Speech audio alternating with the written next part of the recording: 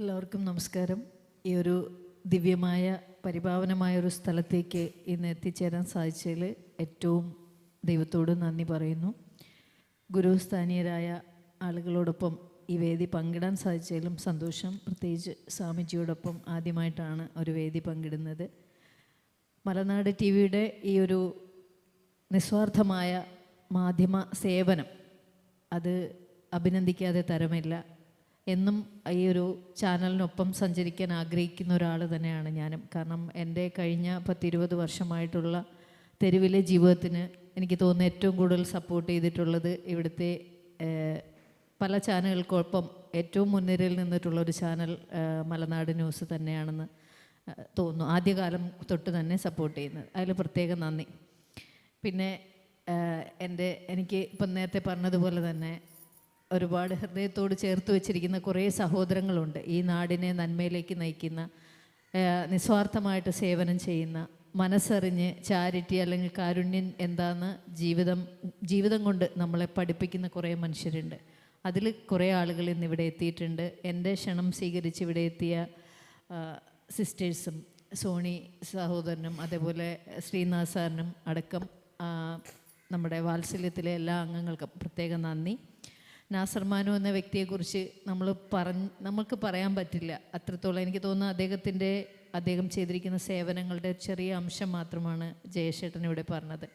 അപ്പോൾ എനിക്ക് എൻ്റെ ഒരു ആങ്ങളെയായിട്ട് നമ്മളെപ്പോഴും സംസാരിക്കാറില്ല, പക്ഷേ മാസത്തിൽ പെങ്ങളെ എന്ന് പറഞ്ഞിട്ടൊരു ഓഡിയോ വരും. അത് കിട്ടുമ്പോൾ ഉണ്ടാകുന്നൊരു സന്തോഷം, ഞാൻ തിരിച്ചു കൊടുക്കുന്നൊരു മറുപടി. നമ്മുടെ കമ്മ്യൂണിക്കേഷൻ അങ്ങനെയാണ്. നമ്മൾ ഒരുമിച്ച്, എനിക്ക് തോന്നുന്നത് ഒരു സിനിമയിൽ അഭിനയിച്ചു, പക്ഷേ ഷൂട്ടിംഗ് ഒരുമിച്ചല്ലാത്തതിനാൽ കാണാൻ പറ്റിയിട്ടില്ല. തീ എന്ന് പറയുന്ന പട്ടാമ്പി MLA അഭിനയിച്ച, ആദ്യമായിട്ട് നായകനായിട്ട് അഭിനയിച്ച തീ സിനിമയിൽ ഞങ്ങൾ രണ്ടുപേരും അഭിനയിച്ചിട്ടുണ്ടായിരുന്നു. അപ്പോൾ അങ്ങനെ ഒരു ആക്ടിങ് മേഖലയിലും കൂടെ ഒരു സേവന മനസ്സുള്ളൊരു വ്യക്തി എത്തിയതിൽ ഒരുപാട് സന്തോഷം.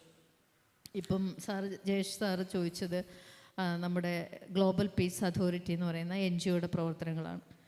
ഞാൻ പല NGOയുടെയും ഈ പാട്രണും മറ്റുമൊക്കെ ആയിട്ട് പ്രവർത്തിച്ചുള്ള പരിചയം മാത്രമേ ഉള്ളൂ. പിന്നെ കൂടുതലും തെരുവിൽ നിന്ന് ആളുകളെ റെസ്ക്യൂ ചെയ്യുക, ഇങ്ങനെയുള്ള കാര്യങ്ങളൊക്കെയാണ് ചെയ്തുകൊണ്ടിരുന്നത്. 1200-ലധികം ആളുകളെ തെരുവിൽ നിന്ന് കഴിഞ്ഞ 20 വർഷമായിട്ട് റെസ്ക്യൂ ചെയ്യാൻ വിത്ത് പോലീസ് സപ്പോർട്ട്, കേരള പോലീസിൻ്റെ സപ്പോർട്ടോടുകൂടി ഒറ്റയ്ക്ക് അങ്ങനത്തെ ഒരു പോരാട്ടമായിരുന്നു. അങ്ങനെ കുറേ ആളുകളെ രക്ഷിക്കാനൊരു നിയോഗം കിട്ടി. ഇപ്പോൾ ചെയ്യാൻ പറ്റുന്ന ഡ്രഗിനെതിരെയുള്ള, കാരണം ഏറ്റവും കൂടുതൽ കൊലപാതകം, വ്യഭിചാരം, റേപ്പ്, അമ്മയും സഹോദരിയും തിരിച്ചറിയാൻ പറ്റാത്തൊരു ലോകത്തിലേക്ക് മൊത്തം പോകുന്നത് ഡ്രഗ്സിൻ്റെ ഉപയോഗമാണ്. അത് കൃത്യമായിട്ട് നിർത്തലാക്കേണ്ട ആളുകൾ തന്നെയാണ് അതിന് അതിർത്തി തുറന്നു കൊടുത്ത് നിങ്ങൾ വരൂ ഇവിടെ ബിസിനസ് ചെയ്യുമെന്ന് പറയുന്നത്. അപ്പോൾ അതുകൊണ്ട് ചെയ്യേണ്ട ഉത്തരവാദിത്തപ്പെട്ട ആളുകൾ ചെയ്യുന്നില്ലെങ്കിൽ പോലും നമുക്ക് പറ്റുന്ന ചെറിയ കാര്യങ്ങൾ, കാരണം കൊച്ചുമക്കൾ, 10 വയസ്സായ കുട്ടിക്കും അവന് മൂക്കിൽ പൊടി, അതല്ലെങ്കിൽ പണ്ട കാലത്ത് അപ്പൂപ്പന്മാർ മൂക്കിപ്പൊടി വലിച്ചിരുന്നു. എൻ്റെ അപ്പൂപ്പനൊക്കെ വലിച്ചിരുന്നു. സ്വാതന്ത്ര്യ സമര സേനാനിയായിരുന്നു. കടക്കൽ രാഘവൻ്റെ ചെറുമകളാണ് ഞാൻ.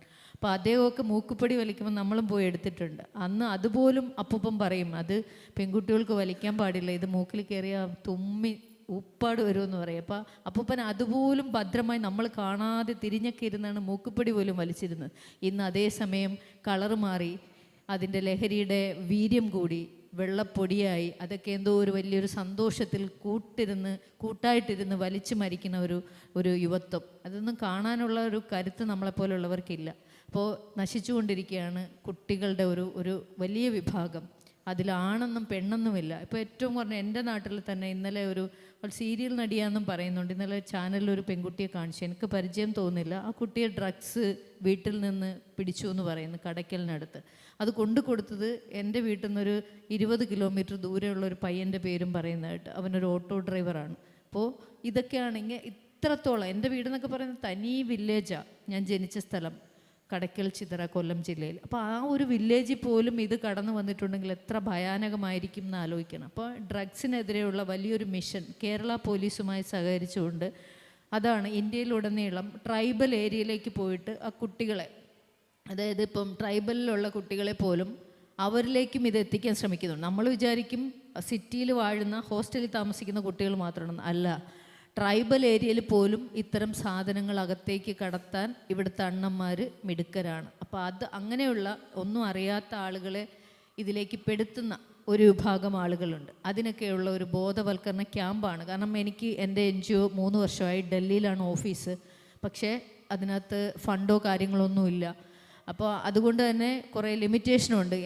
എൻ്റെ സ്വപ്നങ്ങളൊക്കെ നടത്തിയെടുക്കാൻ എല്ലാത്തിനും കാശ് വേണം. അപ്പോൾ അതിൻ്റെ ഒരു അപര്യാപ്തതയിൽ എനിക്ക് നീങ്ങാൻ പറ്റുന്നില്ലെങ്കിലും കേരള പോലീസിലെ കുറേ നല്ല ഓഫീസേഴ്സ്, അങ്ങനെയുള്ള കുറച്ച് ഉദ്യോഗസ്ഥർ, പോലീസുകാർ നമ്മുടെ കന്യാകുമാരി മുതൽ കാശ്മീർ വരെ ട്രൈബൽ ഏരിയയിൽ എല്ലാ സ്ഥലത്തും പോയിട്ട് ഇപ്പോൾ തിരിച്ചു വന്നു അവർ. അതാണ് ഇപ്പോൾ ട്രസ്റ്റിൻ്റെ പ്രധാന പ്രവർത്തനങ്ങളായിട്ട് നടത്തുന്നത്. പിന്നെ ഈ പാവപ്പെട്ട രോഗികൾ, ഇപ്പോൾ ഇദ്ദേഹം പറഞ്ഞതുപോലെയുള്ള കാര്യങ്ങളിൽ ഏറ്റവും കൂടുതൽ ഇടപെട്ടിട്ടുള്ള ഒരാളാണ്. എനിക്ക് തോന്നുന്നു മലനാട് ന്യൂസ് ചൂണ്ടിക്കാണിച്ച പല രോഗികൾക്കും വേണ്ടിയിട്ട് നമ്മൾ പ്രവർത്തിച്ചിട്ടുണ്ട്. പലരും രക്ഷപ്പെട്ടിട്ടുണ്ട്. ലോൺ കേസുകൾ, ഇപ്പോൾ ലോൺ അടയ്ക്കാതെ ഒരു ഫാമിലിയിൽ 5 പേര് ആത്മഹത്യയെ അഭയം പ്രാപിച്ചപ്പോൾ മലനാട് ന്യൂസ് അത് ചൂണ്ടിക്കാണിക്കുകയും നമ്മൾ ഇടപെടുകയും കുറേ നല്ല മനുഷ്യരുടെ കാര്യത്തിൽ ആ ലോണ് ക്ലോസ് ചെയ്യും.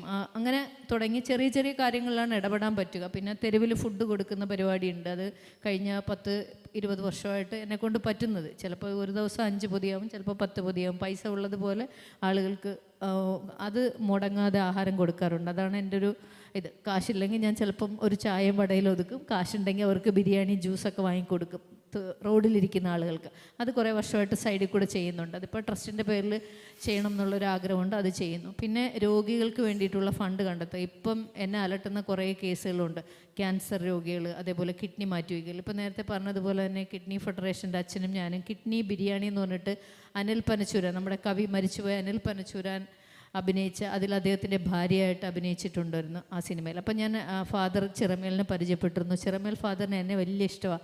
കാരണം ഞാനിങ്ങനെ ഇത്ര ചെറുപ്പത്തിൽ ഇങ്ങനെയെല്ലാം ചെയ്യുന്നതുകൊണ്ട് അച്ഛന് വലിയ സ്നേഹമാണ്. അച്ഛൻ എന്ന് പറയുന്നത് ജീവിതം കൊണ്ട് നമുക്ക് സേവനം കാണിച്ചെന്നുള്ള. ഇപ്പം സാർ പറഞ്ഞതുപോലെ കിഡ്നി കൊടുത്തിട്ട് പാരച്യൂട്ടിൽ നിന്ന് വരെ ചാടി അമേരിക്കയിലൊക്കെ പോയിട്ട്, അതായത് അത്രയും ഹെൽത്തിയാണ് എന്ന് ഈ പ്രായത്തിലും കാണിച്ചെന്ന വളരെ മഹാനായിട്ടുള്ള, ഇന്ത്യയിൽ ഏറ്റവും എണ്ണപ്പെട്ട ഫാദർമാരിൽ ഒരാളായിട്ട്, അല്ലെങ്കിൽ അത്രയും അഭിമാനത്തോടെ നമ്മൾ കാണേണ്ട ഒരാളാണ്. ആ അച്ഛൻ കരയേണ്ട ഒരവസ്ഥ നമ്മുടെ ഇന്ത്യക്കാർ, പ്രത്യേകിച്ച് മലയാളികൾ ഉണ്ടാക്കി കൊടുത്തു. അത് സഭയുടെ ഭാഗത്തുനിന്ന് മാത്രമെന്ന് പറയാൻ പറ്റില്ല, സോഷ്യൽ മീഡിയ അറ്റാക്ക്. കാരണം ഞാനും പല വാർത്തകളും കണ്ടിരുന്നു. അച്ഛൻ കിഡ്നി വിൽക്കുന്നത് ബിസിനസ്സിന് വേണ്ടിയാണ്. ഒരിക്കൽ പോലും അദ്ദേഹത്തിൻ്റെ ജീവിതം എന്ന് പറയുന്നത് അദ്ദേഹം സമർപ്പിച്ചിരിക്കുന്ന ഒരു വ്യക്തിയാണ്. ആ മനുഷ്യനെ കുറിച്ചൊക്കെ പറയുമ്പോൾ നമുക്ക് പോലും പൊള്ളും. അപ്പോൾ ഫാദറും മാനുക്കയും അതിന്ന് മാറി എന്ന് പറയുമ്പോൾ അതിൻ്റെ ഏറ്റവും വലിയ കേടെന്ന് പറയുന്നത് ഇവിടുത്തെ പാവപ്പെട്ട ആളുകൾക്കാണ്. കിട്ടാവുന്ന എത്രയോ രോഗികൾക്ക്, അവശത അനുഭവിക്കുന്ന ആളുകൾക്ക് കൃത്യമായിട്ട് സൗജന്യ ചികിത്സ എന്ന് പറയുന്നത് അതൊരു ദൈവികമായിട്ടുള്ളൊരു ഇടപെടലാണ്. അതിനിറങ്ങിയ 2 പേര്, ഇവരൊക്കെ മനുഷ്യരായിട്ട്, ഇപ്പോൾ ജയേഷ് സാർ പറഞ്ഞ പോലെ മനുഷ്യരായിട്ടല്ല, ഇവരൊക്കെ ശരിക്കും ദൈവത്തിൻ്റെ പ്രതിരൂപങ്ങളാണ്. മാനുക്കയും നമ്മുടെ ഫാദർ ചിറമേൽ. അപ്പോൾ അവർക്കൊരു വഴി തുറന്നു കൊടുക്കാൻ സമൂഹം ഒരുമിച്ച് നിൽക്കേണ്ടതിന് പകരം അവരെ പിന്തിരിപ്പിച്ചു എന്ന് പറയുമ്പോൾ ഏറ്റവും വേദന ഉണ്ടാക്കുന്നുണ്ട്. അതിനു വേണ്ടിയൊക്കെ പ്രവർത്തിക്കണമെന്നാണ് ഞാനിപ്പോൾ ഏറ്റവും കൂടുതൽ ആഗ്രഹിക്കുന്നത്. ഞാനിപ്പോൾ ഇത് കഴിഞ്ഞാൽ, പിന്നീട് നാളെ കഴിഞ്ഞാൽ പോകുന്നത് പാലക്കാട്. അത് ഒരു വീട്ടിൽ അമ്മയും മകളും. അമ്മയ്ക്ക് 38 വയസ്സാണ്. അവരുടെ 2 കിഡ്നി ഫെയിലുവറായിട്ട് ഡയാലിസിസ് ചെയ്യുകയാണ്. കിഡ്നി മാറ്റി വയ്ക്കാൻ കാശില്ലാതെ ഏത് നിമിഷവും മരിച്ചു പോകാവുന്ന ഒരവസ്ഥയിൽ. എന്ത് ചെയ്യണമെന്ന് എനിക്കറിയില്ല. ഏഷ്യാനെറ്റിൽ ന്യൂസ് 18 വാർത്ത ചെയ്തിരുന്നു. പക്ഷേ ചെറിയൊരു കാശ് മാത്രമാണ് അവർക്ക് വന്നിട്ടുള്ളത്, ഒന്നും വന്നിട്ടില്ല. ഇപ്പോൾ പിന്നീട് അതിൻ്റെ കൂടെ ചെറിയ മകൾ 10 വയസ്സിൽ താഴെയുള്ള കുട്ടിയാണ്. ആ കുട്ടിക്ക് കഴുത്തിൽ 2 വലിയ മുഴയാണ്. ഇപ്പോൾ വെള്ളം പോലും ഇറക്കാൻ പറ്റുന്നില്ല. അപ്പോൾ അമ്മയും മകളും ട്രീറ്റ്മെൻറ്റിലാണ്. കുട്ടിക്ക് ബയോപ്സി എടുത്താലേ അറിയുള്ളൂ അതിന് ഇനി ക്യാൻസറസ് ആണോ എന്നുള്ളത്. അങ്ങനെ ഒരു സംശയം ഡോക്ടർ പറഞ്ഞിട്ടുണ്ട്. അപ്പോൾ അവരെന്ന് പറയുന്നത് പഴയ സിനിമ ഡിസ്ട്രിബ്യൂഷൻ ഫാമിലി, തമിഴ് പടം, പഴയ രജനീകാന്ത് പടങ്ങളൊക്കെ നമ്മുടെ നാട്ടിൽ കൊണ്ടുവന്ന ടീംസാണ് ഗായത്രി ഫിലിംസ്. അവർ ഒരു പടത്തിൽ കൂടെ നിന്നൊരു പാർട്ണർ ചതിച്ചിട്ട് ഇപ്പോൾ വാടക വീട്ടില്ല. വലിയ കാശുകാരായിരുന്നു, ഇപ്പോൾ ഒന്നുമില്ല. കൈ നീട്ടാൻ അവർ തയ്യാറാണ്, ആ രീതിയിൽ നിൽക്കുകയാണ്. അപ്പോൾ ഞാൻ ആ വീട്ടിലേക്കാണ് ഇനി കടന്നു പോകേണ്ടത്. ബൈ ഇലക്ഷൻ വരുന്നു, ഇലക്ഷൻ ക്യാമ്പയിനൊക്കെ പോകണമെന്നുണ്ട്. പക്ഷേ ഇത് മനസ്സിലിങ്ങനെ അലട്ടിക്കൊണ്ടേയിരിക്കുന്നു, അവരെങ്ങനെ സഹായിക്കും എന്നുള്ളത്. അങ്ങനെ ഓരോ ദിവസം തോറും ഇത്രയും, എൻ്റെ നമ്പർ കഴിഞ്ഞ 12 വർഷമായിട്ട് ഹെൽപ്പ് ലൈൻ നമ്പറാണ്. അപ്പം നിരവധി ഫോൺ കോൾസ് ഇങ്ങനെ വന്നുകൊണ്ടേയിരിക്കും, ആവശ്യങ്ങൾ. അപ്പോൾ ഇതൊക്കെ ചെറിയ രീതി എല്ലാം നമ്മൾ ട്രസ്റ്റ് വഴി ചെയ്യാൻ പറ്റാതെ വരും. അപ്പോൾ പൊതുജനങ്ങളുടെയും അതുപോലെ മലനാട് ന്യൂസിൻ്റെയൊക്കെ ഒരു സപ്പോർട്ട് ഉണ്ടാകും.